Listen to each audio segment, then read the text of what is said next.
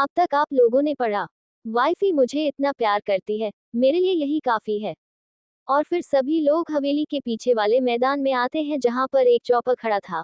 और गांव की आधे से ज्यादा भीड़ वहां पर आई हुई थी, क्योंकि गांव के लोग पहली बार चौपर को इतने करीब से देख रहे थे। गांव में से किसी ने भी आज तक कभी प्लेन से ट्रेवलिंग नहीं की थी, और उनके गांव में चौपर आना उनके लिए बहुत बड़ी बात थी। और फिर प्रेम और मन्नत चौपर में बैठकर दिल्ली के लिए निकल जाते हैं। अब आगे, विजय का कमरा। नैना को अपने सामने दो बड़े बड़े बैग देखकर बहुत ज्यादा गुस्सा आता है। नैना उन बैग को उठाकर बेड पर रखती है और फिर उन्हें खोलकर देखी है तो सच में विजय ने अपना सारा सामान पैक कर लिया था, और ये सब देखकर नैना को बहुत गुस्सा आता है। नैना का मन कर रहा था कि सारे सामान को ना पूरे कमरे में बिखर दे, लेकिन नैना गहरी सांस लेकर आंखें बंद करके अपने आप को शांत करती है और विजय का सारा सामान उसके बैग से निकलकर वापस अलमारी में रख देती है। जो सामान कमरे में जहां जहां पर रखा था, उसे सामान को वहां वहां पर रख देती है। सारा सामान लगाने के बाद नैना अपने दोनों हाथों को झड़ते हुए बिस्तर पर एक गहरी सांस लेकर बैठ जाती है, और फिर पूरे कमरे को देखती है जो बिल्कुल पहले जैसा लग रहा था। फिर नैना बिस्तर पर लेटकर बोलती है, जब से शादी हुई है तब से कुछ ज्यादा ही हुक्म चलाने लगे हैं। और गुस्सा गुस्सा तो हर वक्त अपनी नाक पर लेकर घूमते हैं। मुझे तो लगा था सिर्फ प्रेम भैया को ही गुस्सा आता है, लेकिन नहीं, मेरे वाले भी काम नहीं है। वैसे तो गुस्सा करके अपनी हर बात मनवा लेते हैं, लेकिन कल रात क्या हो गया। नैना सोच ही रही थी कि तभी कोई दरवाजा खटखटा है। नैना दरवाजा खोलती है तो एक सर्वेंट बोलता है, मैडम प्रेम सर आ गए हैं। नैना खुशी से उछलते हुए बोलती है, क्या सच में भाई और भाभी आ गए हैं। सर्वेंट, जी मैडम, और सर हाल में बैठे हैं, आपको भी वही बुला रहे हैं। नैना खुशी से हॉल की तरफ भागती है और जल्दी जल्दी सीढ़ियों से नीचे उतरती है, लेकिन तभी नैना का एक पैर फिसल जाता है और नैना का बैलेंस बिगड़ता है। लेकिन नैना गिरती उससे पहले ही नैना किसी के मजबूत कंधों को पकड़ लेती है। नैना सामने देखती है तो प्रेम अपने चेहरे पर परेशानी के भाव लिए नैना के सामने खड़ा था। नैना जल्दी से प्रेम के सीने से लग जाती है। भाई, I really miss you so much. Prem भी नैना को अपने सीने में छुपा लेता है। तभी मन्नत की आवाज आती है, नैना तुम ठीक तो हो ना, आराम से चला करो। नैना प्रेम से अलग होकर मन्नत के गले लगाते हुए बोलती है, I really miss you too. Naina की बात सुनकर मन्नत भी मुस्कुरा देती है और बहुत ही प्यार से बोलती है, मैंने भी तुम्हें बहुत मिस किया। और फिर नैना, मन्नत और प्रेम तीनों ही हाल में आकर बैठ जाते हैं, और तभी मन्नत नैना को बोलता है, और विजय कहाँ है, क्या विजय ऑफिस चले गए। मन्नत की बात सुनकर नैना को विजय का ख्याल आता है। नैना प्रेम की तरफ देखती है और गुस्से में प्रेम के सामने हाथ बांधकर खड़ी हो जाती है।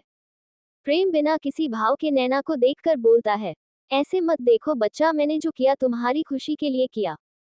भाई, आप ऐसा कैसे कर सकते हैं मेरे साथ, उन्होंने मुझसे जबरदस्ती शादी की है।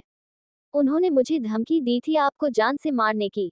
तभी प्रेम और नैना को मन्नत की हैरानी भरी आवाज सुनाई देती है, क्या आप दोनों क्या बात कर रहे हो, मुझे कुछ समझ में नहीं आ रहा। शादी किसकी शादी, कौन सी शादी, जबरदस्ती शादी। नैना तुमने शादी कर ली। नैना गुस्से में प्रेम को देखते हुए बोलती है, भाभी ये बात तो आप अपने दोस्त विजय और अपने पति से पूछिए। मन्नत हैरानी से प्रेम को देखने लगती है, वाइफी मैं तुम्हें बाद में सब समझा दूंगा, अभी मेरी इंपॉर्टेंट मीटिंग है तो मुझे जाना है। रुकिए, सुनिए, मेरी बात तो सुनिए। लेकिन प्रेम मन्नत की बात को इग्नोर करते हुए वहां से चला जाता है। नैना, रहने दीजिए भाभी, भाई नहीं रुकेंगे, क्योंकि जब भी वो ऐसी सिचुएशन में फंसाते हैं तो बिना कुछ कहे ऐसे ही पतली गली से निकल जाते हैं। मन्नत, तो ठीक है नैना, तुम मुझे बताओ कि आखिर हुआ क्या है। नैना, हाँ, मैं अपनी गर्दन हिला देती है और फिर दोनों सोफे पर बैठ जाते हैं। नैना सब कुछ मन्नत को बता देती है, लेकिन नैना सिर्फ विजय की सारी बातें मन्नत को बताती है, अपनी कोई भी बात मन्नत को नहीं बताती। सारी बातें सुनने के बाद मन्नत हैरान होकर बोलती है, क्या विजय ने ऐसा किया, मुझे यकीन नहीं होता। मैं विजय को बचपन से जानती हूँ, विजय ऐसा नहीं कर सकता। मुझे लगता है कोई और बात है, कुछ ना कुछ बात जरूर है। मुझे विजय से बात करनी होगी। अब नैना के चेहरे पर एक शैतानी मुस्कान थी, क्योंकि नैना ने मन्नत को आधा अधूरा सच बताया था। मन्नत को गुस्से में देखकर नैना अपने मन में बोलती है, मिस्टर हस्बैंड जी, अब अपने दोस्त के गुस्से को झेलने के लिए तैयार रहना। फिर नैना अपनी आंखों में झूठे आंसू लाकर बोलती है, पूरे टाइम मुझ पर हुक्म चलाते रहते हैं, मुझे अपने सारे काम भी करते हैं, और पता है भाभी, जब कल रात मैंने उनका काम करने से मना कर दिया तो उन्होंने खाना भी नहीं खाया। और ना ही सुबह नाश्ता किया। अगर आपको विश्वास ना हो तो आप चंपा आंटी से पूछ सकती हैं। तभी चंपा बाई मन्नत के लिए पानी लेकर आते हैं तो नैना चंपा बाई को बोलता है, आंटी बताए क्या कल रात उन्होंने खाना खाया था। तभी चंपा बाई भी थोड़ा परेशान होकर बोलती है, हाँ बिटिया, पता नहीं विजय बेटे को किस बात से इतना गुस्सा है, ना तो कल रात उन्होंने खाना खाया और ना ही सुबह ब्रेकफास्ट किया। मन्नत गुस्से से बोलता है, ठीक है, आने दो, आज शाम विजय को मैं उससे बात करती हूँ। तभी नैना बोलती है, वो नहीं आएंगे भाभी, शाम को उनका असिस्टेंट आएगा उनका सामान लेने के लिए। चंपा बाई, हाँ बिटिया, विजय बेटा ने सुबह ही कहा था कि वो अब से अपने फ्लैट पर रहेंगे और शाम को उनका असिस्टेंट आएगा जो उनका सामान लेकर जाएगा। मन्नत, अच्छा ये बात है, ठीक है, तो शाम को विजय के असिस्टेंट को ही आने दो, फिर देखते हैं। इतना बोलकर मन्नत भी अपने कमरे में चले जाती है और नैना के चेहरे पर एक शैतानी मुस्कान आ जाती है। नैना अपने मन में बोलती है, तो मिस्टर हस्बैंड, बहुत शौक चढ़ा था ना आपको मुझ पर हुक्म चलाने का, शाम को मिलते हैं आपसे। फिर नैना भी मुस्कुराकर अस्पताल के लिए निकल जाती है। एक बड़ा सा मीटिंग हॉल था जिसमें शहर के जाने माने बिजनेसमैन बैठे हुए थे। और तभी वहां पर प्रेम आता है तो सभी लोग प्रेम को देखकर खड़े हो जाते हैं। प्रेम एटीट्यूड के साथ अंदर आता है और हेड चेयर पर जाकर पर पैर पैर रखकर बैठ जाता है। और प्रेम के एक साइड कुणाल खड़ा होता है और एक साइड जियान।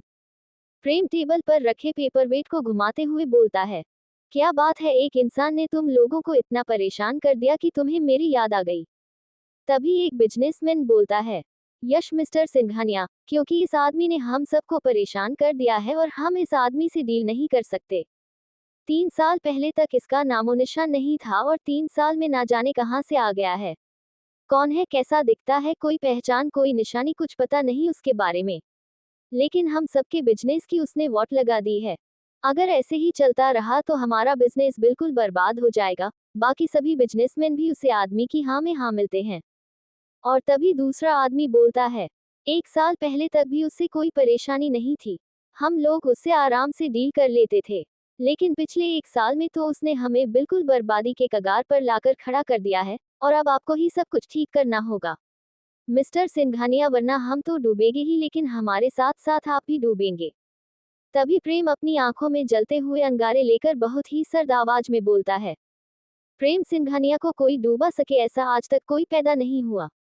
प्रेम सिंघानिया वो सैलाब है जो सब कुछ बहा ले जाता है, लेकिन उसे कोई बहा नहीं सकता और न ही उसे अपने काबू में ला सकता है। प्रेम की इतनी सर्द आवाज सुनकर वहां का माहौल एकदम ठंडा और बिल्कुल शांत हो जाता है। फिर प्रेम अपनी आंखें बंद करके खुद को थोड़ा शांत करता है और फिर आंखें खोलकर बोलता है, और रही बात डायमंड किंग वीएम की, उसे मैं संभाल लूंगा। इतना बोलकर प्रेम उस मीटिंग हॉल से बिना किसी से कोई बात करे या उनकी कोई बात सुनी वहां से चला जाता है। दूसरी तरफ 40 माले की एक शानदार बिल्डिंग के टॉप फ्लोर के एक आलीशान केबिन में एक आदमी अपनी चेयर पर किसी राजा की तरह बैठा हुआ था और अपने फोन पर उसे हाल की मीटिंग को लाइव देख रहा था और उसके चेहरे पर एक कातिलाना मुस्कान थी। दूसरी तरफ हॉस्पिटल में नैना ने अभी अभी एक बहुत बड़ी सर्जरी करी थी, इसीलिए नैना अपने केबिन की चेयर पर आराम से पूरी तरह से लेटी हुई थी। तभी नैना का फोन रिंग करता है और नैना के फोन पर किसी अननोन पर्सन का कॉल आता है। नैना अनजान नंबर देखकर फोन को कट करके साइड में रख देती है और वापस से अपनी चेयर से अपना सर टिका लेती है। और थोड़ी देर बाद में नैना का फोन फिर से बजने लगता है तो नैना कुछ सोचकर फोन उठा लेती है। नैना फोन उठाकर कान पर लगती ही है कि सामने से एक गुस्से भरी आवाज नैना को सुनाई देती है। अपने पति के लिए कफन खरीदने गई थी क्या, जो फोन नहीं उठा रही थी? नैना, क्या बकवास कर रहे हो, तुम जानती भी हो किससे बात कर रहे हो? आदमी, अच्छा तो तुझ में भी तेरे पति की तरह अकड़ भरी हुई है। सुन, समझा अपने पति को वरना जान से जाएगा। सुन, उसको बोलना मुंबई के माफिया विजू भाई का फोन आया था और उसने बोला है कि जो अपनी कंपनी दिल्ली में खोल रहा है उसका काम अभी के अभी बंद कर, वरना। इतना बोलकर वो आदमी शांत हो जाता है और फिर एक बद्दी सी हंसी हंसते हुए बोलता है, सुना है तू बहुत खूबसूरत है और बहुत बड़ी डॉक्टर भी है, तो तू विजू भाई के अड्डे पर ज्यादा अच्छी लगेगी। रात में विजू भाई के बिस्तर को गर्म करना और सुबह में जितने भी मेरे आदमी टूटे फूटे आते हैं उनकी मरहम पट्टी करती रहना। फिर वो आदमी फिर से गुस्से में बोलता है, इसीलिए बोल रहा हूँ, समझा अपने पति को कि अभी के अभी कंपनी का काम बंद कर दे, वरना उठा लेंगे तुझे तेरे ही अस्पताल से। इतना बोलकर वो आदमी तो फोन रख देता है, लेकिन नैना अंदर तक डर जाती है। नैना को अब विजय के लिए बहुत ज्यादा डर लग रहा था। योजक चिन्ह। दूसरी तरफ मन्नत अपने कमरे में बैठे हुए हैं। अर्चना की बातों के बारे में सोच रही थी। नैना सोचते हुए एकदम से खुद से बोलती है, दीदी ने ऐसा क्यों बोला कि मेरी वजह से उनकी शादीशुदा जिंदगी खराब हो गई है। मैंने उनकी जिंदगी खराब कर दी है, मेरी वजह से उनका घर टूट गया। आखिर दीदी के साथ हुआ क्या है? कहीं पतिदेव ने तो उनके साथ कुछ नहीं नहीं नहीं तो कुछ ज्यादा ही सोच रही है। मन्नत, पतिदेव क्यों उनके साथ कुछ करेंगे? लेकिन मुझे पता करना होगा कि आखिर अर्चना दीदी के साथ हुआ क्या है। विजय अपने केबिन में बैठकर काम कर ही रहा था कि तभी कोई विजय के केबिन के दरवाजे को खटखटाता है और विजय के चेहरे पर एक न दिखने वाली मुस्कान आ जाती है। विजय बिना दरवाजे की तरफ देख बोलता है, कमिंग। और तभी एक 5 फुट 11 इंच का लड़का अंदर आता है, जिसकी भूरी आंखें, सुनहरे बाल और चेहरे पर हल्की सी पर अच्छे से सेट की गई दाढ़ी थी और उसे लड़की ने भी 3 पीस सूट पहना हुआ था। लड़का देखने में भी काफी गुड लुकिंग था और उसकी बॉडी भी अच्छी खासी बनी हुई थी। ये था विजय का असिस्टेंट देव खुराना, जो आज सुबह ही काशी से अपना सारा काम खत्म करके दिल्ली आया था। देव सर, लेडी बॉस ने सामान देने से मना कर दिया है और उन्होंने शाम को आपको मन्नत विला बुलाया है। और सर, आपके कहने पर हम मैडम के फोन को भी टेप कर रहे थे। आज दोपहर 2:30 बजे के करीब उनके फोन पर किसी प्राइवेट नंबर से कॉल किया गया था। वो नंबर मैडम के कांटेक्ट लिस्ट में से किसी का भी नहीं था और जब हमने उस नंबर के बारे में पता किया तो वो कॉल मुंबई से आया था। लेकिन अभी तक कॉल किसने किया था ये हम पता नहीं लगा पाए हैं, लेकिन जल्द ही पता लगा लेंगे। देव की बात सुनकर विजय की आईब्रोज आपस में जुड़ जाती हैं। विजय कुछ सोचता है और फिर देव की तरफ देखकर बोलता है, ठीक है, एक काम करो, अपनी लेडी बॉस की सिक्योरिटी और बड़ा 2-4 से 5 ट्रेन बॉडीगार्ड हॉस्पिटल के बाहर होने चाहिए और 5-6 बॉडीगार्ड हॉस्पिटल के अंदर। इतना बोलकर विजय अपनी कुर्सी से उठ जाता है और चेयर से अपना कोट उठाता है और लैपटॉप का बैग लेकर अपने केबिन से निकल जाता है। थोड़ी देर बाद विजय और प्रेम की कार मन्नत विला के सामने आकर रुकती है। विजय और प्रेम दोनों ही अपनी कार की ड्राइवर सीट पर बैठे हुए थे और दोनों के ही चेहरे पर एक दूसरे को देखकर शैतानी मुस्कान आ जाती है। दोनों ही एक दूसरे को अपना अपना टशन दिखा रहे थे और फिर दोनों एक साथ अपनी अपनी कार से बाहर निकलते हैं। विजय और प्रेम दोनों एक दूसरे के सामने खड़े होकर एक दूसरे की आंखों में आंखें डालकर एक दूसरे को घूर रहे थे। प्रेम, तुम जो कर रहे हो उसे करना बंद करो, वरना प्रेम सिंघानिया से टकराने का खामियां तुम्हें भुगतना पड़ेगा। विजय अपने चेहरे पर एक शातिर मुस्कान लाकर बोलता है, अकेले रेस में दौड़ने का क्या फायदा जब कोई कंपटीशन ना हो। विजय की बात सुनकर प्रेम के चेहरे पर भी एक शातिर मुस्कान आ जाती है। पहली बार कोई मुकाबले में बराबरी का मिला है, अब मजा आएगा, क्योंकि प्रेम सिंघानिया ने कभी हारना नहीं सीखा। विजय कुछ बोलता उससे पहले ही मन्नत की आवाज आती है, आप दोनों इतनी देर से बाहर क्यों खड़े हैं? मैं कब से आप दोनों का अंदर आने का वेट कर रही थी। प्रेम और विजय दोनों ही अंदर आते हैं तो मन्नत प्रेम का कोट और उसका लैपटॉप का बैग ले लेती है। विजय अपना लैपटॉप का बैग और कोट सोफे पर रखने ही वाला होता है कि तभी नैना हाथ बढ़ाकर विजय के हाथ से लैपटॉप का बैग और उसका कोट ले लेती है। विजय सामने देखा है तो नैना उसे देखकर मुस्कुरा रही थी, लेकिन उसकी मुस्कुराहट विजय को खतरे की घंटी लग रही थी। तभी मन्नत विजय को बोलती है, विजय तुम भी फ्रेश होकर आ जाओ और खाना खा लो, उसके बाद मुझे तुमसे बहुत जरूरी बात करनी है। मन्नत की बात सुनकर विजय आंखें छोटी करके नैना को देखता है, जो उसके लैपटॉप और उसके कोट को अपने सीने से लगाकर मुस्कुरा रही थी। फिलहाल विजय नैना को कुछ नहीं कहता, बस गुस्से में घूरते हुए कमरे में चला जाता है और नैना को विजय की ऐसी हालत देखकर अंदर ही अंदर बहुत हंसी आ रही थी। थोड़ी देर बाद चारों डाइनिंग टेबल पर बैठे हुए थे और डिनर कर रहे थे। मन्नत प्रेम के पास बैठी हुई थी और नैना विजय के बराबर वाली चेयर पर बैठी थी। खाना खाने के बाद विजय पानी लेने के लिए हाथ बढ़ाता है। उससे पहले ही नैना विजय के हाथ में पानी का गिलास दे देती है। नैना विजय का सारा काम मुस्कुरा कर रही थी और ये बात विजय को हजम नहीं हो रही थी। डिनर के बाद सभी लोग हाल में बैठे हुए थे। मन्नत और नैना एक साथ बैठे थे। प्रेम और विजय दोनों अलग अलग सोफे पर आमने सामने बैठे हुए थे। नैना सर झुकाकर ऐसे बैठी थी जैसे उस मासूम कोई हो ही ना। मन्नत सोफे से कुशन उठाकर विजय की तरफ फेंककर मरती है। मन्नत, तुम मेरे पतिदेव को मारोगे? हाँ, तुम्हारी इतनी हिम्मत, हाथ लगा कर दिखाओ तुम जरा। विजय कुशन को पकड़ते हुए बोलता है, मन्नत मेरी बात सुनो, देखो ऐसा कुछ भी नहीं है जैसा तुम सोच रही हो या जैसा नैना ने तुम्हें बताया है। नैना भी मुझसे प्यार करती है, अभी नाराज है इसीलिए बस ऐसा बोल रही है।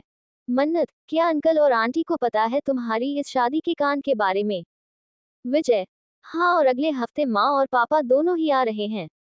विजय की बात सुनकर नैना के तो तोते ही उड़ जाते हैं। नैना, क्या, और तुमने मुझे बताया भी नहीं? नैना भी सोफे से एक कुशन उठाती है और विजय की तरफ फेंक कर मरती है। विजय कुशन को कैच करते हुए बोलता है, मुझे भी आज ही पता चला। अभी थोड़ी देर पहले ही माँ की कॉल आई थी।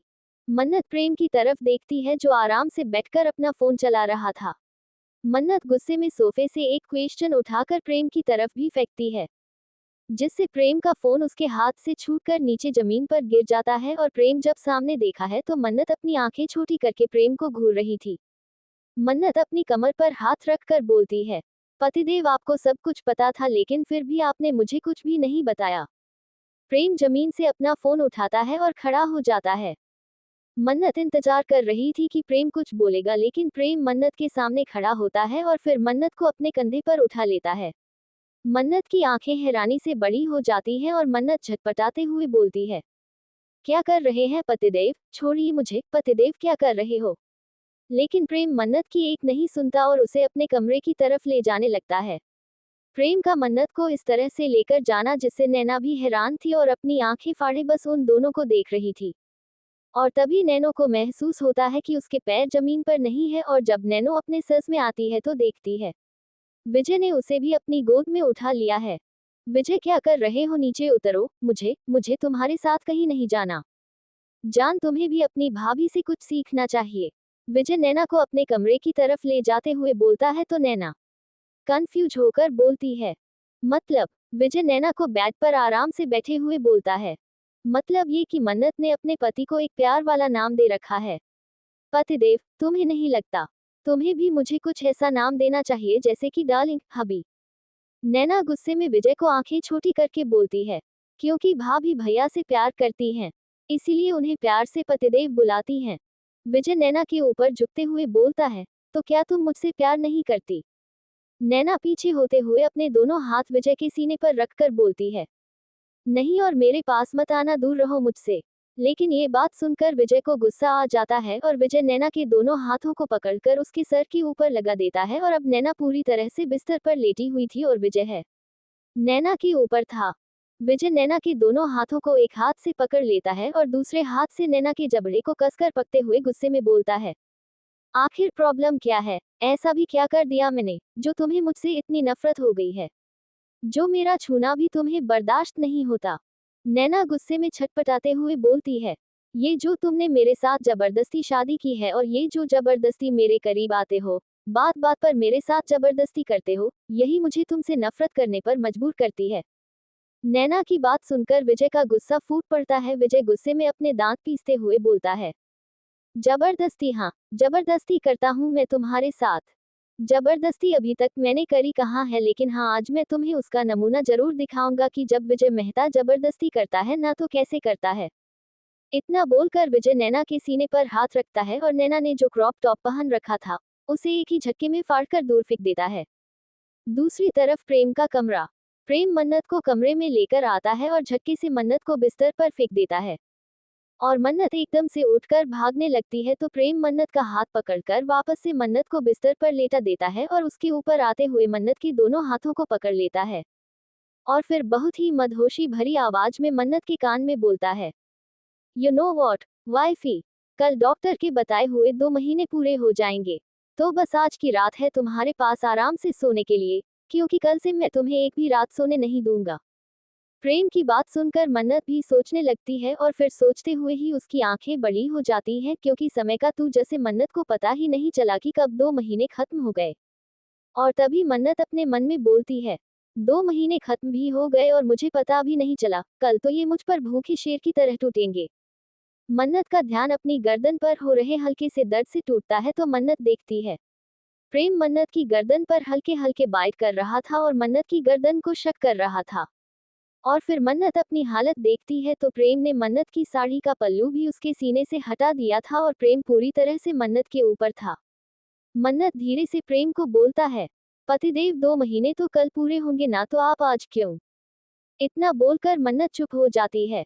तभी प्रेम की मदहोशी भरी आवाज मन्नत के कान में जाती है, प्रेम मन्नत की क्लीवेज को चूमते हुए बोलता है, एक दिन से क्या फर्क पड़ जाएगा वाइफी, कल करे या आज ठीक तो तुम हो ही चुकी हो ना। और अब ये मत कहना कि तुम्हारे पीरियड आए हैं, क्योंकि मुझे पता है तुम्हारे पीरियड 2 दिन पहले ही खत्म हुए हैं। प्रेम की बात सुनकर मन्नत की आंखें हैरानी से बड़ी हो जाती है और मन्नत हैरानी में एकदम से पूछ लेती है, आपको कैसे पता। लेकिन प्रेम मन्नत की बातों को इग्नोर करके मन्नत के होठों पर अपने होंठ रखकर मन्नत के होठों को अपने कब्जे में ले लेता है। दूसरी तरफ विजय का रूम। विजय के इस तरह से टॉप को फाड़ने पर नैना डर से सहम जाती है, लेकिन विजय नैना को इग्नोर करके अपने होंठ नैना के होठों पर रख देता है और बहुत ही गुस्से में नैना को रूडली किस करने लगता है। और विजय का एक हाथ नैना के गर्दन से होकर नैना की कमर की तरफ जा रहा था और विजय एक ही झटके में नैना की ब्रा को पीछे से पकड़ता है और उसे भी खींच देता है, जिससे नैना की ब्रा का हुक भी टूट जाता है। नैना विजय से छूटने की नाकाम कोशिश कर रहे थे, लेकिन विजय ने नैना को अपने नीचे पूरी तरह से दबोच रखा था, जिसे नैना हिल भी नहीं पा रही थी। और विजय के होंठ नैना के होठों को बहुत ही रूडली शक कर रहे थे। विजय नैना के होठों को अपने होठों में दबाकर खींचकर उन्हें शक कर रहा था। विजय एक हाथ से नैना के दोनों हाथ उसके सर के ऊपर करके पकड़ रखे थे और विजय का दूसरा हाथ नैना की पूरी बॉडी पर चल रहा था। विजय नैना को और डीपली किस करना चाहता था, लेकिन नैना अपना मुंह नहीं खोल रही थी। विजय गुस्से में नैना की एक ब्रेस्ट को बहुत ही जोर से अपनी मुट्ठी में भर लेता है, तो नैना दर्द से अपना मुंह खोल देती है और विजय अपनी जीभ को नैना के मुंह में इंटर करता है और फिर नैना को बहुत ही डीपली किस करने लगता है। विजय अपनी जीभ को नैना की जीभ से उलझकर नैना की जीभ को स्मूच करने लगता है और अब नैना को सांस लेने में प्रॉब्लम होने लगती है, तो नैना विजय से अपने हाथ छुड़ाने की कोशिश करने लगती है। जब विजय को भी महसूस होता है कि नैना सांस नहीं ले पा रही है, तो विजय नैना के होठों छोड़ देता है। विजय के छोड़ते ही नैना जोर जोर से सांस लेने लगती है। दूसरी तरफ प्रेम का रूम। प्रेम ने मन्नत का ब्लाउज उतार दिया था और प्रेम मन्नत की गर्दन को शक कर रहा था और मन्नत के दोनों हाथ प्रेम की पीठ पर थे। मन्नत भी प्रेम के प्यार में मदहोश हो रही थी। प्रेम मन्नत की गर्दन को चूमते हुए नीचे की तरफ बढ़ता है और मन्नत की क्लीवेज को चूमने लगता है। प्रेम धीरे से अपने एक हाथ को मन्नत की कमर के पीछे ले जाते हुए मन्नत की ब्रा का हुक खोल देता है और मन्नत के कंधे से ब्रा की स्टाप को नीचे उतारते हुए मन्नत की एक ब्रेस्ट को अपने मुंह में ले लेता है। प्रेम मन्नत की ब्रेस्ट को बहुत ही जोर से शक कर रहा था, जिससे मन्नत को दर्द होने लगा था और मन्नत के नाखून प्रेम की पीठ पर स्क्रैच करने लगते हैं, लेकिन प्रेम को इससे कोई फर्क नहीं पड़ता, बल्कि प्रेम मन्नत की इस हरकत से और भी ज्यादा वाइल्ड होने लगता है। लेकिन तभी मन्नत को अपने पेट में बहुत जोर से दर्द होता है और मन्नत दर्द से अपनी आंखें बंद कर लेती है और मन्नत की आंखों के कोने से आंसू का खतरा भी भर जाता है। मन्नत दर्द में तड़पते हुए बोलती है, पतिदेव हटिए, मेरे पेट में दर्द हो रहा है। प्रेम मदहोशी में बोलता है, अभी तो मैंने कुछ भी नहीं कर वाइफी और अभी से तुम्हें दर्द हो रहा है।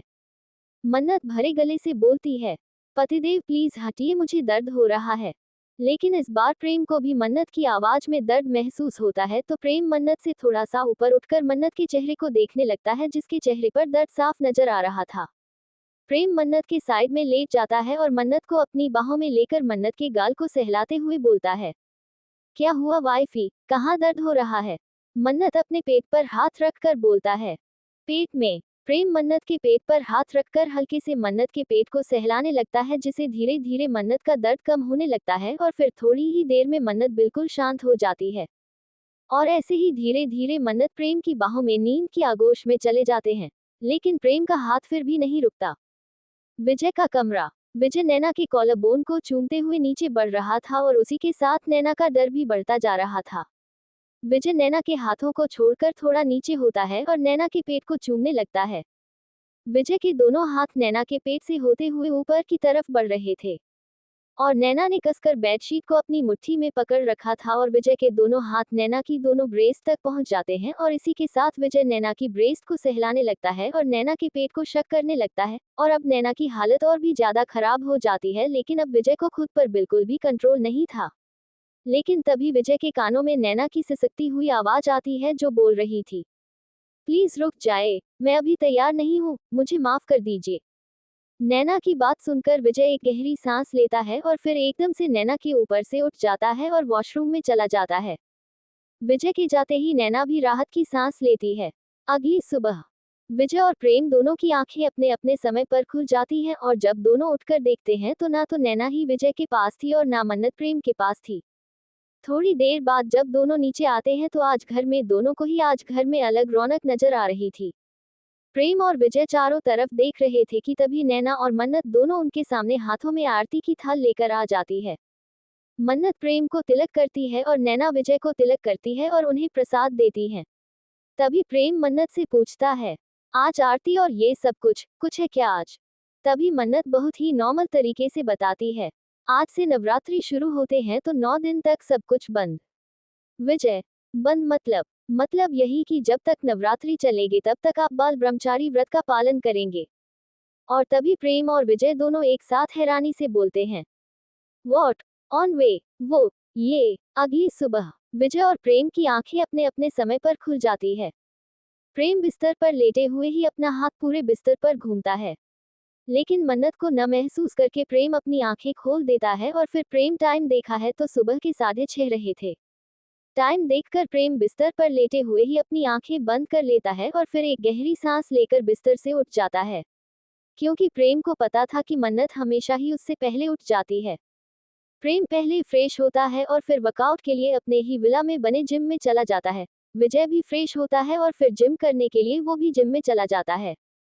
प्रेम और विजय दोनों ही एक दूसरे को कंपटीशन देते हुए वर्कआउट कर रहे थे, लेकिन इसमें कोई दो राय नहीं था कि प्रेम की बॉडी विजय से थोड़ी ज्यादा अट्रैक्टिव थी और प्रेम की पर्सनैलिटी विजय से ज्यादा अट्रैक्टिव थी और प्रेम विजय से थोड़ा ज्यादा हैंडसम लगता था। लेकिन विजय भी काम हैंडसम नहीं था। बड़ी से बड़ी मॉडल एक ही नज़र में विजय पर अपना दिल हर देती थी। जब भी विजय की ज्वेलरी का एग्जीबिशन होता था या फिर फैशन शो में विजय की ज्वेलरी को यूज किया जाता था तो बड़ी से बड़ी मॉडल विजय की अक्सर दीवानी हो जाया करती थी। इस समय दोनों ने सिर्फ अपना लोवर पहन रखा था और उनकी अपर बॉडी पसीने से भीगी हुई थी। और अगर इस वक्त कोई भी लड़की उन दोनों को देख लेती तो एक ही नज़र में उन पर फिदा हो जाती। दोनों ही इस वक्त बहुत ही ज्यादा हॉट एंड सेक्सी लग रहे थे। आखिर भाई उन दोनों की अट्रैक्टिव पर्सनैलिटी से तो उनकी पत्नियों भी नहीं बच पाई थी। आखिर सबसे पहले तो उनकी बीवियों को ही उनसे प्यार हुआ था। पूरे 1.5 घंटे वर्कआउट करने के बाद दोनों अपने पसीने को साफ करते हुए अपने अपने कमरे में चले जाते हैं और फिर दोनों ही 3 पीस सूट पहनकर अपने ऑफिस जाने के लिए तैयार होकर नीचे आते हैं और अब उनका ध्यान पूरे विला पर जाता है जहां पर एक अलग ही वाइब आ रही थी। बहुत ही धीमी मगर मन को शांत करने वाली मनमोहन खुशबू आ रही थी। विजय और प्रेम दोनों ही मन्नत और नैना को आवाज लगाने वाले होते हैं कि तभी विजय के सामने नैना और प्रेम के सामने मन्नत अपने हाथों में आरती की थाल लेकर आ जाते हैं। विजय और प्रेम दोनों ही नैना और मन्नत को ऊपर से नीचे तक देखते हैं क्योंकि दोनों ही आज बहुत प्यारी लग रही थी। दोनों ने कांजीवरम साड़ी पहनी हुई थी जिसमें दोनों बहुत सुंदर लग रही थी। मन्नत की साड़ी येलो और रेड कॉम्बिनेशन की थी और नैना की साड़ी येलो और पिंक कॉम्बिनेशन के लिए। दोनों ने अपने बालों का जुड़ा बना रखा था जिस पर गजरा लगा रखा था। मन्नत ने मांग में सिंदूर, गले में मंगलसूत्र, कान में झुमके, चेहरे पर हल्का मेकअप, माथे पर बिंदी, होठों पर लिपस्टिक, आंखों में गहरा काजल और हाथों में हरे रंग की चूड़ियां और इतने में ही मन्नत कहर ढा रही थी। नैना ने भी माथे पर बिंदी, आंखों में गहरा काजल, होठों पर लाल लिपस्टिक, गले में एक बहुत ही प्यारा पेंडल और उसी के साथ के झुमके और हाथों में हरे रंग की कांच की चूड़ियां। नैना भी गजब लग रही थी। मन्नत प्रेम को तिलक करती है और उसे प्रसाद देती है। नैना भी विजय को तिलक करती है और उसे प्रसाद देती है। विजय प्रसाद खाने के बाद बोलता है, सब कुछ बहुत अच्छा है, बस एक कमी है। नैना अपने कपड़े, अपना गला और अपने कान छूकर बोलती है, क्या हुआ, क्या कमी है? विजय मुस्कुराकर नैना की आरती की थाल में से एक चुटकी सिंदूर लेता है और नैना की मांग में भर देता है और नैना की आंखें अपने आप बंद हो जाते हैं। थोड़ा सा सिंदूर नैना की नाक पर भी गिर जाता है, जो नैना के चेहरे की खूबसूरती को और भी बढ़ा देता है। मन्नत भी नैना और विजय को देखकर मुस्कुरा देती है। तभी प्रेम मन्नत को बोलता है, वाइफी तिलक प्रसाद, ये सब कुछ आज कुछ खास है क्या? मन्नत, हाँ, क्योंकि आज से नवरात्रि शुरू हो रहे हैं, इसीलिए 9 दिन तक अब सब कुछ बंद। आज से 9 दिन के लिए माता रानी हमारे घर आए हैं, इसीलिए अब से कुछ भी नहीं होगा। मन्नत की बात सुनकर विजय और प्रेम दोनों ही कंफ्यूज होकर मन्नत को देखने लगते हैं। तो विजय कंफ्यूज होकर मन्नत से पूछ लेता है, 9 दिन तक सब बंद मतलब?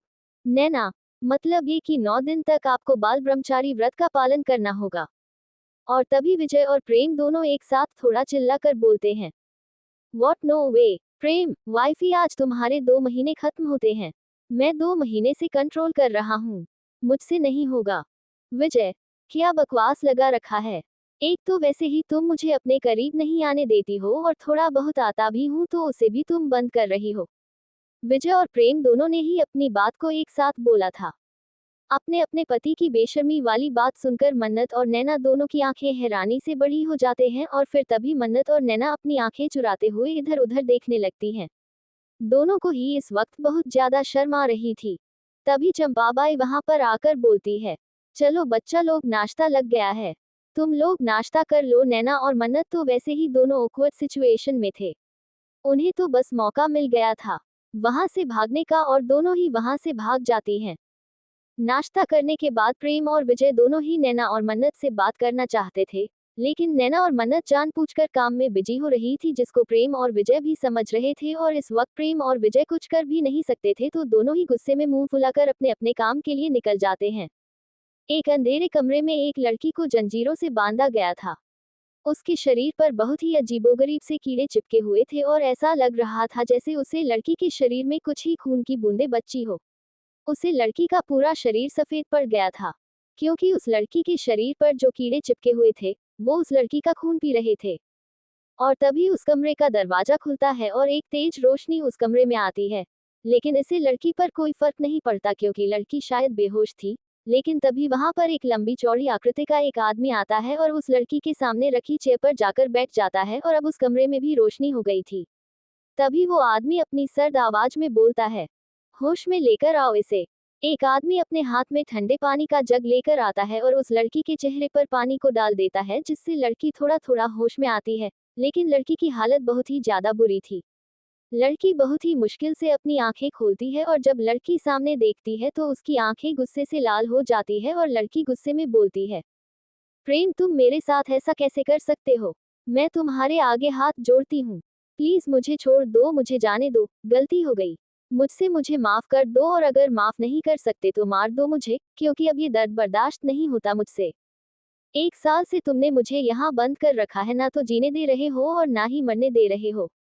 ये लड़की कोई और नहीं बल्कि प्राची थी और उसके सामने बैठा हुआ शख्स प्रेम था। प्रेम प्राची के बालों को पकड़कर गुस्से में बोलता है, अभी तो बस 1 साल हुआ है। मेरी जिंदगी ने इस अंधेरी दुनिया में पूरे 4 साल गुजारे हैं। मैंने उसे घर दिया था, परिवार दिया था, लेकिन तुम जैसे लोगों की वजह से मेरी बीवी के जिंदगी के 4 साल भी कुछ इसी तरह नर्क में गुजरे थे। बैल से मारा था ना मेरी वाइफ को। इतना बोलकर प्रेम प्राची के शरीर से एक कीड़े को झटके से हटा देता है और उसी के साथ प्राची की खाल भी वहां से हट जाती है जिससे प्राची की एक दर्दनाक चीख निकल जाती है। जितना दर्द तुमने मेरी वाइफी को दिया था उससे 1000 गुना दर्द मैं तुम्हें दूंगा। तुम्हारी वजह से ही उन 3 कमीनों की इतनी हिम्मत हुई कि उन्होंने प्रेम सिंघानिया की बीवी को हाथ लगाने की कोशिश करें। इतना बोलकर प्रेम एक और कीड़े को हटा देता है और इसी के साथ प्राची की फिर से एक दर्दनाक चीज निकल जाती है। प्राची का शरीर पहले ही बहुत कमजोर था और प्रेम की टॉर्चर न तो जैसे प्राची को जिंदा लाश बना दिया था, इसीलिए प्राची दर्द बर्दाश्त नहीं कर पाते और बेहोश हो जाती है। प्रेम अपने हाथों की मुट्ठी बनाकर अपने गुस्से को कंट्रोल करता है और फिर अपनी कुर्सी से खड़े होकर बाहर जाते हुए बोलता है, इसकी सांसें रुकनी नहीं चाहिए। अगर इसकी सांसें रुकी तो मैं तुम सबकी सांसें रोक दूंगा। इतना बोलकर प्रेम वहां से निकल जाता है। दूसरी तरफ विजय का ऑफिस। अपने ऑफिस में बैठकर काम कर रहा था। 3 दिन बाद मिस्टर ओबरॉय की बेटी की शादी थी और शादी से एक दिन पहले ही विजय को सारी ज्वेलरी उनके घर पहुंचाने थी। इसलिए विजय अपने काम में थोड़ा सा बिजी था कि तभी कोई दरवाजा खटखटाता है। विजय जब सामने देखता है तो विजय की आईब्रोज सुकून जाते हैं, क्योंकि सामने प्रेम खड़ा था और जब विजय प्रेम को देखता है तो प्रेम बड़े ही एरोगेंट स्टाइल से अंदर आता है और विजय की सामने वाली चेयर पर जाकर बैठ जाता है। प्रेम अपने चेहरे पर एक तंज भरी मुस्कान लाकर विजय को देखा है और फिर तंज भरे लहजे में ही विजय को बोलता है, मिस्टर विजय मेहता या फिर डायमंड किंग वीएम। लगता है सारा ध्यान सिर्फ प्रेम सिंघानिया को नीचे गिराने में ही लगा रहे हो।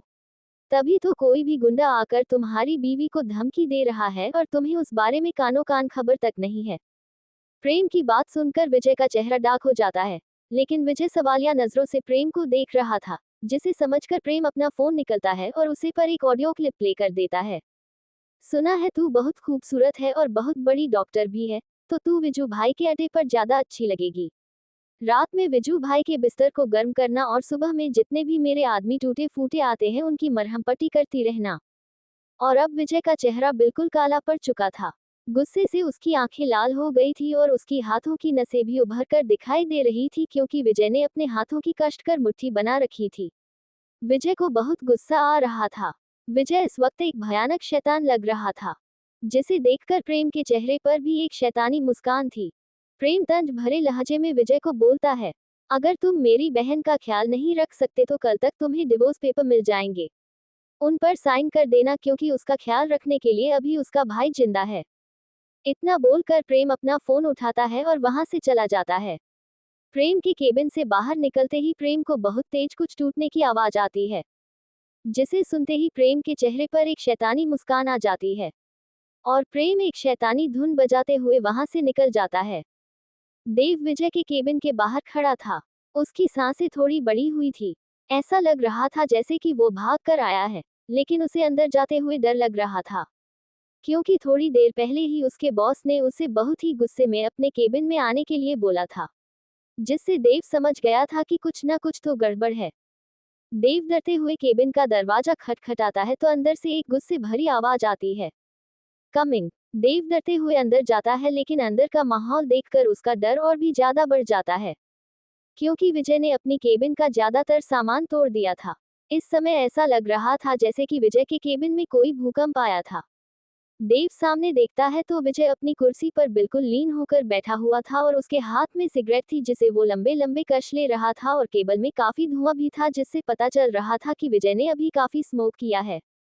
देव डरते हुए बोलता है, सर आपने मुझे बुलाया। देव की बात सुनकर विजय अपनी कुर्सी से उठता है और सिगरेट की कश लेते हुए ही देव के सामने जाकर खड़ा हो जाता है। विजय देव का हाथ पकड़ता है और उसके हाथ पर अपनी जलती हुई सिगरेट रगड़कर बुझा देता है। देव को दर्द तो बहुत होता है, लेकिन देव अपने चेहरे पर एक सिकन भी नहीं आने देता। विजय बहुत ही सर्द आवाज में बोलता है, तुम्हारी लेडी बॉस को किसी ने कॉल किया था और उसे धमकी दी थी और तुम लोगों को अभी तक इस बारे में कुछ खबर भी नहीं है। तुमने ये तो पता लगा लिया कि किसी अननोन नंबर से तुम्हारी लेडी बॉस को कॉल आया था, लेकिन वो कॉल किसका आया था, किस लिए कॉल किया गया था, कुछ नहीं पता किया तुमने। विजय अपने चेहरे के डर के भाव को छुपाते हुए बोलता है, सर हमने उसे कॉल के बारे में सब कुछ पता कर लिया है। मैं आपको बताने ही वाला था। वो कॉल मुंबई से आया था और वो कॉल किसी मुंबई के लोकल गुंडे ने किया था, जिसका नाम विजू शिखरे है, लेकिन उसे वहां पर विजू भाई कहकर बुलाते हैं। देव अपनी पॉकेट से एक पेन ड्राइव निकालकर विजय को देते हुए बोलता है, सर इस पेन ड्राइव में लेडी बॉस और उसे विजू भाई की कन्वर्सेशन है। विजय उस पेन ड्राइव को लेकर गुस्से में दीवार पर मारता है, जिससे उस पेन ड्राइव के 2 टुकड़े हो जाते हैं। मुझे कन्वर्सेशन नहीं सुनना, मुझे वो विजू भाई चाहिए। तुम्हारे पास 2 घंटे हैं। 2 घंटे के अंदर अंदर मुझे वह गुंडा अपने सामने चाहिए और वो भी सही सलामत, याद रहे।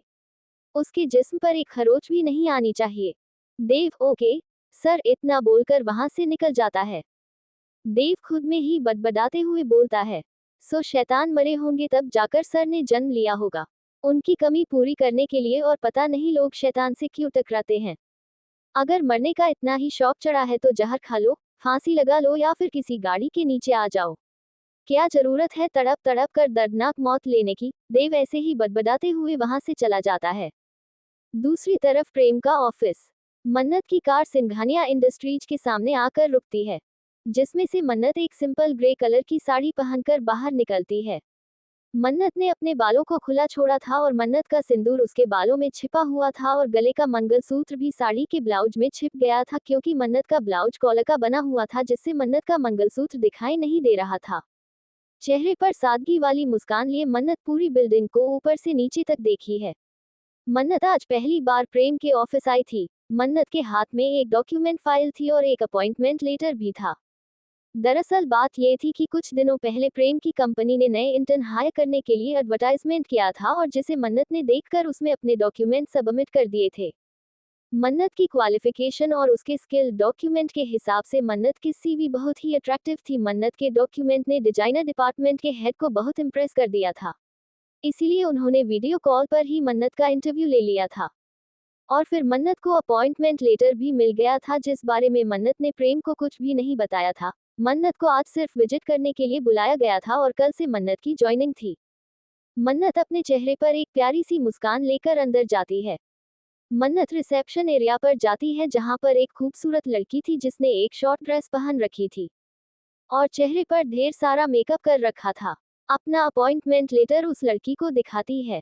लड़की लेटर को देखने के बाद मन्नत को ऊपर से नीचे तक देखी है और फिर अपनी आंखें रोल करके लेटर को मन्नत को वापस देते हुए बोलती है, मेरे पीछे आओ। इतना बोलकर वो लड़की अपनी हाई हील पहनने बड़ी ही स्टाइल से चलकर अंदर की तरफ जाने लगती है और मन्नत भी उसके पीछे पीछे चली जाती है। वो लड़की मन्नत को एक केबिन के सामने लाकर बोलती है, ये हमारे डिजाइनिंग डिपार्टमेंट के हेड मिस्टर रमेश चंद्र जी का केबिन है, तुम अंदर जा सकती हो। इतना बोलकर वह लड़की वहां से चली जाती है और मन्नत एक गहरी सांस लेकर केबल का दरवाजा खटखटा आती है तो अंदर से आवाज आती है, कमिंग। मन्नत दरवाजा खोलकर अंदर जाती है तो सामने एक 45 साल का आदमी बैठा हुआ था, लेकिन उसकी बॉडी काफी अच्छे से मेंटेन की गई थी तो उसकी उम्र इतनी लग नहीं रही थी। रमेश चंद्र जी अपनी उम्र से लगभग 4 से 5 साल कम ही लग रहे थे। मन्नत रमेश चंद्र जी के सामने खड़ी हो जाती है। रमेश चंद्र जी अपनी फाइल में कुछ काम कर रहे थे, इसीलिए सामने ध्यान नहीं देती कि कौन आया है। मन्नत अपनी प्यारी सी आवाज में बोलती है, good morning sir, I am मन्नत भारद्वाज। मन्नत की आवाज सुनकर रमेश चंद्र जी सामने देखते हैं और फिर मुस्कुराकर बोलते हैं, अरे मन्नत तुम आओ बैठो। मन्नत भी सामने रखी कुर्सी पर बैठ जाती है तो रमेश चंद्र की मन्नत को देखते हुए बोलते हैं, वैसे तो तुम्हारी ज्वाइनिंग कल से है, लेकिन मैं चाहता हूँ कि तुम आज से ही सारा ऑफिस देख लो और अपना काम अच्छे से समझ लो ताकि तुम कल से ही अपना काम शुरू कर सको। देखो मन्नत, तुम्हारे डॉक्यूमेंट के हिसाब से मैं तुमसे बहुत ही इम्प्रेस हुआ हूँ, लेकिन मैं तुम्हें एक बात क्लियरली बता देना चाहता हूँ। तुम सिंघानिया इंडस्ट्रीज से जुड़ने वाली हो तो हमारी कंपनी के कुछ रूल हैं। यहाँ पर किसी की भी कोई सोर्स या सिफारिश नहीं चलती है। जितना अच्छा तुम काम करोगे उसी हिसाब से तुम्हारा प्रमोशन या फिर डिमोशन होगा, और काम के प्रति कोई भी लापरवाही हमारी कंपनी बर्दाश्त नहीं करती है। हमारे बॉस जो इस कंपनी के सीईओ मिस्टर प्रेम सिंघानिया हैं, वो किसी भी तरह की लापरवाही को माफ नहीं करते हैं और जितना हो सके उनसे दूर ही रहना। उन्हें चिपकने वाले लोग या फिर चापलूसी करने वाले लोग बिल्कुल पसंद नहीं है। मन्नत एक ओबेडिएंट एम्प्लॉय की तरह अपनी गर्दन हाँ में हिला देती है। रमेश चंद्र जी, ठीक है, तो फिर मैं तुम्हारी मदद के लिए किसी को बुला देता हूँ। वह तुम्हें ऑफिस भी दिखा देगी और तुम्हारा काम भी तुम्हें समझा देगी। रमेश चंद्र जी टेबल पर रखा फोन उठाते हैं और बोलते हैं, बानी सक्सेना को मेरे केबिन में भेजो। और फिर थोड़ी ही देर में एक खूबसूरत सी लड़की अंदर आती है। उसने भी ब्लैक कलर की एक वन पीस ड्रेस पहन रखी थी जो उसके घुटने तक की थी, लेकिन लड़की काफी जनरल लग रही थी। चेहरे पर भी उसकी सादगी का ही नूर था। तो रमेश चंद्र मन्नत को बानी के साथ भेज देते हैं और बानी को बोल देते हैं कि मन्नत को सारा ऑफिस दिखा दे और उसे काम भी समझा दे। मन्नत भी बानी के साथ चली जाती है। मन्नत बानी को सभी एरियाज दिखा रही थी और मन्नत भी सब चीज बहुत ध्यान से देख रही थी। सारी चीजें बहुत ही सलीके से और बहुत ही अच्छी तरीके से वहां पर बनाई गई थी। प्रेम का ऑफिस बहुत ही बड़ा और बहुत ही लग्जरियस था। वहां पर हर चीज के लिए अलग अलग डिपार्टमेंट थे और हर डिपार्टमेंट में काम करने के लोगों की टीम भी अलग अलग थी। सभी लड़कियां मन्नत को देखकर मुंह बना रही थी। हालांकि मन्नत ने साड़ी पहनी थी और लड़कियां उसे बहन जी बोल रही थी, लेकिन मन्नत की खूबसूरती सभी लड़कियों की आंखों में चुभ रही थी और दूसरी तरफ लड़के तो जैसे मुंह खोले और आंखें फाड़े मन्नत को ही देख रहे थे। उनके लिए तो लग रहा था जैसे आज तक उन्होंने खूबसूरती तो कभी देखी ही नहीं थी। असली खूबसूरती तो अब उनके सामने आई है। और फिर बानी मन्नत को तो फ्लोर पर ले जाने के लिए एक लिफ्ट के अंदर जाती है। बानी मन्नत को पूरा ऑफिस दिखा रही थी तो इसी बीच मन्नत और बानी की काफी अच्छी दोस्ती हो गई थी। वानी, अब हम सीधा टॉप फ्लोर पर जा रहे हैं। वहां पर हमारे बॉस और इस कंपनी के सीईओ मिस्टर प्रेम सिंघानिया का केबिन है और वहां पर सिर्फ कुछ ही लोगों को जाना अलाउड है। हम अंदर नहीं जाएंगे, लेकिन मैं तुम्हें बाहर से सर का केवल दिखा दूंगी। मन्नत भी मुस्कुराकर अपनी गर्दन हाँ में हिला देती है। और तभी लिफ्ट खुलता है और मन्नत के सामने बहुत ही आलीशान नजारा होता है। पूरा फ्लोर बहुत ही ज्यादा लग्जरियस तरीके से सेट था। वहां की हर एक चीज बहुत ही ज्यादा प्रेशियस थी। मन्नत थोड़ा सा अंदर आती है तो एक बहुत ही बड़ा और आलीशान केबिन था जिसके दरवाजे पर एक नेम प्लेट थी और उसे पर लिखा हुआ था, सीईओ मिस्टर प्रेम सिंघानिया, जिसे देखकर मन्नत के चेहरे पर एक प्यारी सी स्माइल आ जाती है। प्रेम का केबिन वैसे तो पूरा कांच के शीशे से बना हुआ था, लेकिन वो शीशे कुछ इस तरीके के थे जिसमें से अंदर का कुछ दिखाई नहीं दे रहा था। तभी मन्नत का ध्यान एक खिड़की पर जाता है जो कांच की ही थी, लेकिन उसके पीछे का पर्दा हटा हुआ था और वो हल्की खुली हुई थी। मन्नत उसे खिड़की के पास जाती है और वहां से प्रेम को देखती है। प्रेम इस वक्त बिल्कुल सीरियस होकर अपने काम में मग्न था। प्रेम का पूरा फोकस अपने काम पर था। प्रेम के सामने कुछ फाइलें रखी हुई थी और एक फाइल में प्रेम कुछ काम कर रहा था और तभी प्रेम को भी मन्नत की प्रेजेंट फील होती है तो प्रेम एकदम से अपनी नज़र उठाकर चारों तरफ देखता है और मन्नत जल्दी से खिड़की से साइड हो जाती है। प्रेम अपने सारे ख्यालों को झांकते हुए वापस से अपना काम करने लगता है और खुद से ही बोलता है, वाइफी यहाँ कैसे आ सकती है, मैं भी ना। वाणी मन्नत के कंधे पर हाथ रखती है तो मन्नत वाणी की तरफ देखती है। वाणी मन्नत को बोलता है, चले। मन्नत भी अपनी गर्दन हाँ में हिला देती है और फिर थोड़ी ही देर में मन्नत और वाणी दोनों ही मिस्टर रमेश चंद्र जी के ऑफिस में थे। रमेश जी, पूरा ऑफिस देख लिया मन्नत और अपना काम भी समझ लिया ना। मन्नत मुस्कुराकर हाँ में गर्दन हिलाते हुए बोलती है, जी सर। रमेश जी, गुड। अब तुम्हें कल से ज्वाइन करना है और तुम्हारा जो ड्यूटी टाइम है वो सुबह 9 बजे से शाम के 5 बजे तक का है। ठीक है, तो कल सुबह 9 बजे मिलते हैं। रमेश जी की बात सुनकर मन्नत के चेहरे की हवाएं उड़ जाती हैं जिससे रमेश चंद्र जी उसके चेहरे को देखकर बोलते हैं, क्या हुआ मन्नत, कोई प्रॉब्लम है? मन्नत वापस से मुस्कुराकर बोलती है, नहीं नहीं सर, कोई प्रॉब्लम नहीं है। ठीक है सर, अब मैं चलती हूँ, कल मैं सुबह 9 बजे तक आ जाऊंगी। इतना बोलकर मन्नत वहां से चली जाती है। थोड़ी देर बाद मन्नत अपनी कार में परेशान बैठे हुए सोच रही थी, मैं 9 बजे ऑफिस कैसे आ सकती हूँ? 9:30 बजे तो पतिदेव ही घर से ऑफिस के लिए निकलते हैं और अगर मुझे 9 बजे कंपनी पहुंचना है तो मुझे 20 या 25 मिनट पहले घर से निकलना होगा।